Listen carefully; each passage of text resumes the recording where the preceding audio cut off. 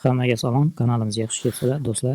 Bugungi videoda Birvindan qanday qilib to'g'ri ro'yxatdan o'tish haqida video obzor bo'ladi.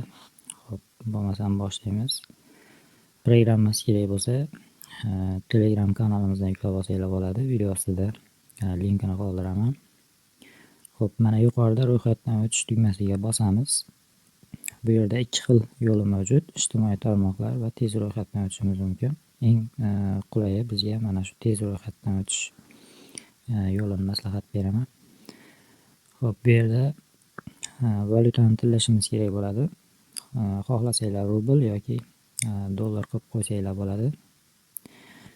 Xo'p, keyingi qatorga telefon raqamimizni yozishimiz kerak bo'ladi. Har kim o'zi ishlatadigan, ishlab turgan telefon raqamini yozib qoldiradi. Keyingi qatorga Gmail pochta yozishimiz kerak bo'ladi. Email yoki Gmail pochta yozamiz. Xato yozmasdan to'g'rilab, to'g'ri yozishimiz kerak bo'ladi. Xo'p, keyingi qatorga parol o'ylab topishimiz kerak bo'ladi. Xo'p, parolni qanday yozamiz? Bitta katta harf, kichik harf va son aralash bo'lishi kerak parolimiz. Xo'p, mana hozir ko'rsataman. Mana xuddi shunaqa qilib yozsanglar bo'ladi. Katta harf, kichik harf va sonlardan iborat bo'lishi kerak. Xo'p, keyingi mana bu yerda promokodni qo'shing degan joyi bor. Shuni ustiga bitta bosamizda shu joyiga promokod yozishimiz kerak bo'ladi.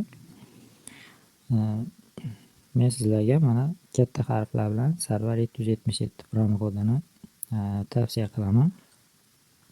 Birinchi depozitga 500% gacha bonus olsanglar bo'ladi. Mana shu promokod orqali. Xo'p, mana pastda ro'yxatdan o'tish tugmasini bosib, ro'yxatdan o'tishimiz mumkin. Xo'p, mana akkauntimizga kirib olganimizdan keyin mana pastda sozlamalar bo'limiga o'tib, Gmail pochtamizni tasdiqlashimiz kerak bo'ladi. Pul chiqarishda, pul kirgizishda muammo bo'lmasligi uchun. Menda mana tasdiqlangan. Xuddi mana shunaqangi. Hozir Gmail pochtaga kirib ko'rsataman. Mana taxminan xuddi shunaqa SMS kelishi kerak bo'ladi pochtamizga.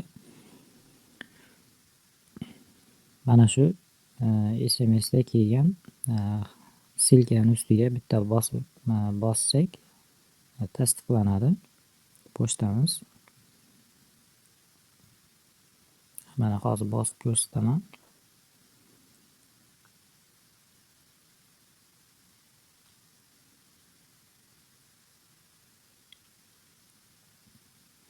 Mana do'stlar, to'g'ri saytiga olib o'tdi bizni.